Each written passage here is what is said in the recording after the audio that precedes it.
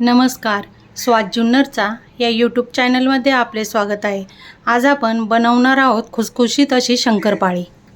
त्यासाठी लागणारं साहित्य: अर्धा किलो मैदा, वाटीने मोजला तर 4 वाट्या मैदा आहे.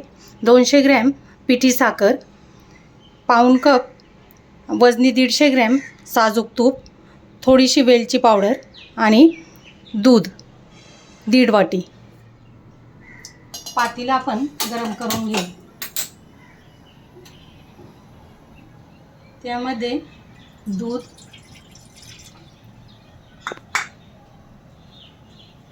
पिठी साखर विरघळून घेऊ.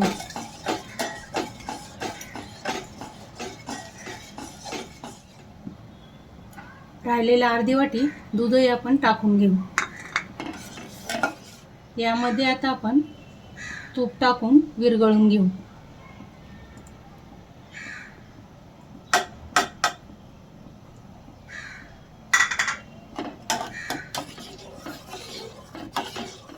दूध, साखर आणि तूप आपण विरघळून घेतलेलं आहे. ते थोडा वेळ थंड होऊन देऊ. कोमट करून घेतलेले मिश्रण आपण परातीमध्ये थंड होण्यासाठी ठेवू.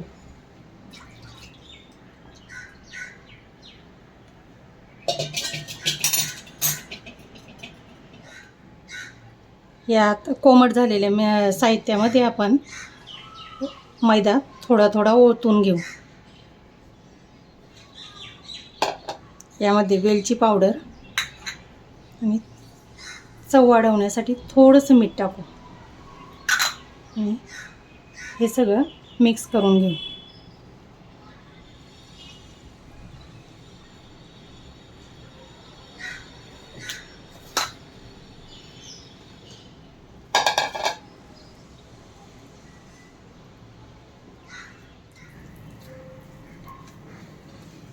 प्रकारे शंकरपाळ्याचं पीठ आपण चांगलं मळून घेऊ.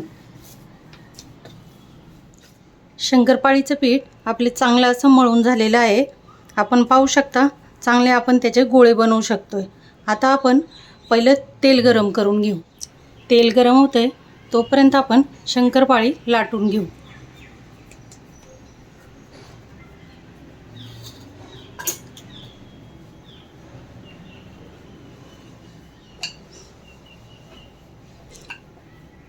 एक इंच जाडीची पोळी लाटून घेऊ आपण.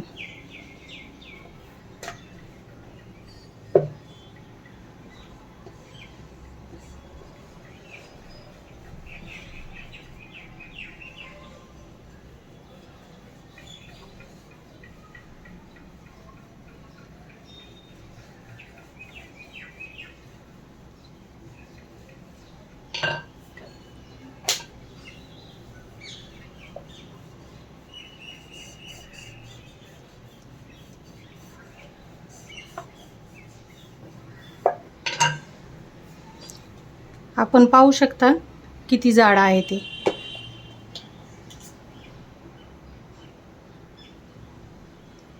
कडा कापून घेऊ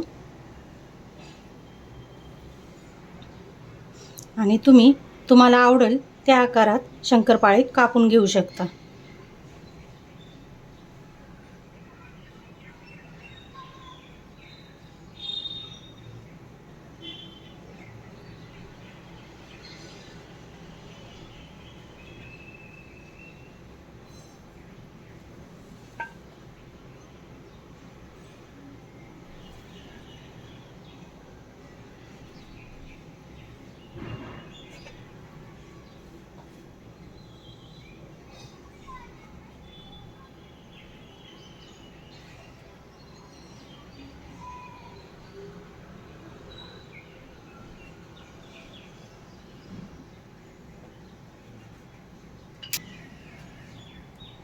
अशाच प्रकारे आपण बाकीचे शंकरपाळ्या लाटून घेऊ. तेल गरम झालं आहे. गॅस जरा कमी करून घेऊ. त्यामध्ये थोड्या थोड्या शंकरपाळ्या सोडून घेऊ.